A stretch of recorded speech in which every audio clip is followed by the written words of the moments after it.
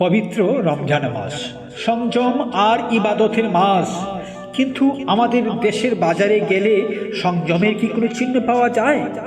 গতকাল যে লেবু ছিল 5 টাকা, আজ তা 15 টাকা। যে মাছ ছিল গত সপ্তাহে মাত্র 250 টাকা, আজ কিনতে হবে আপনাকে 350 টাকায়। যে ক্ষীরা ছিল গত সপ্তাহে 20 থেকে 25 টাকা, আজ রমজান মাসে কিনতে হচ্ছে আমাদেরকে 50 টাকা কেজিতে। নমস্কার ও আদাব, আমি মাস্টার দিলীপ বলছি।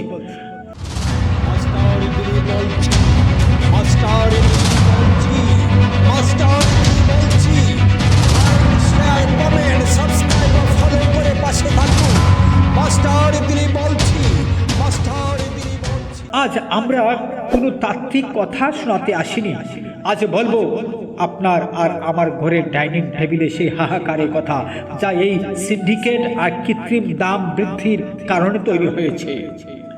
প্রতি বছর রমজান মাস আসার আগে সরকার আমাদেরকে আশ্বস্ত করে পণ্যের দাম বাড়তে দিবে না, পর্যাপ্ত মজুদ আছে।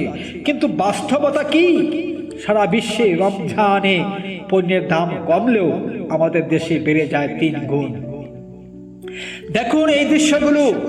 সাধারণ মানুষ মাছের বাজারে গিয়ে শুধু থাকিয়ে থাকছে, কেনার সাহস করতে পারছে না। ইফতারিতে 1 গ্লাস শরবত আর একটু ছোলা মুড়ি কি খুব বেশি চাওয়া? অথচ সিন্ডিকেটের মায়া জালে সেই সাধারণ ইফতারও আজ সাধারণ মানুষের নাগালের বাইরে। প্রশ্ন হলো, এই বাড়তি টাকাটা যাচ্ছে কার পকেটে? কৃষক কি বেশি দাম পাচ্ছে? না বন্ধুরা, না।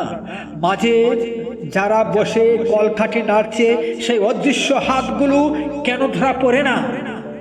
বাজার মনিটরিং কি শুধু ক্যামেরার সামনে লোক দেখানো অভিযান?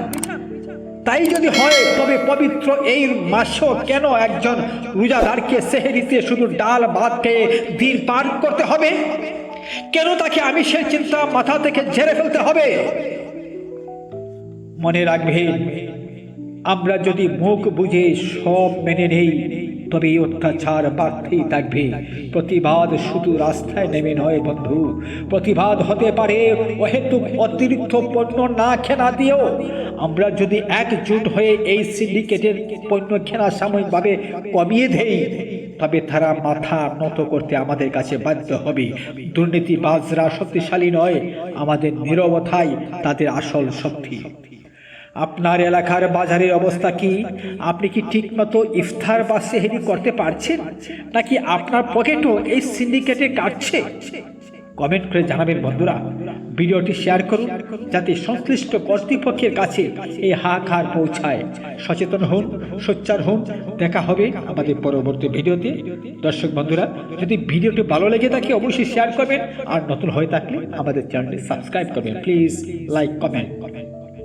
আর আমাদেরকে আশ্বস্ত করে পণ্যের দাম বাড়তে দিবে না, পর্যাপ্ত মজুদ আছে। কিন্তু বাস্তবতা কি? সারা বিশ্বে রমজানে পণ্যের দাম কমলেও আমাদের দেশে বেড়ে যায় 3 গুণ। দেখুন এই দৃশ্যগুলো।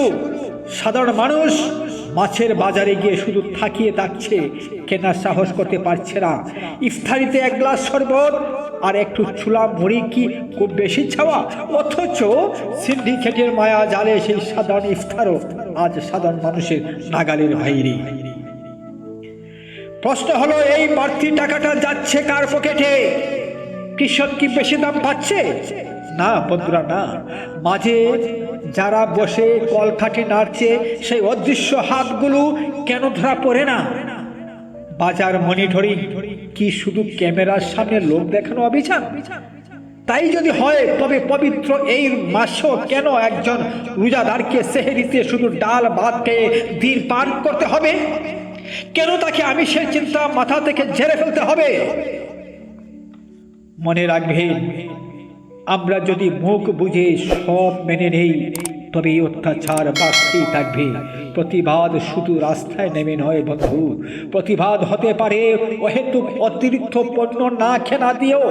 আমরা যদি একজোট হয়ে এই সিন্ডিকেটের পণ্য কেনা সাময়িকভাবে কমিয়ে দেই, তবে তারা মাথা নত করতে আমাদের কাছে বাধ্য হবে। দুর্নীতিবাজরা শক্তিশালী নয়, আমাদের নীরবতাই তাদের আসল শক্তি। আপনার এলাকার বাজারের অবস্থা কি? আপনি কি ঠিকমতো ইফতার বা সেহরি করতে পারছেন, নাকি আপনার পকেটও এই সিন্ডিকেটে কাটছে? কমেন্ট করে জানাবেন বন্ধুরা।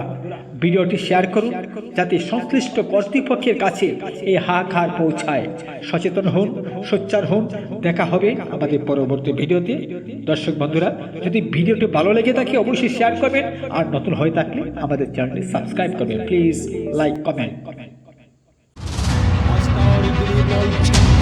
Master in the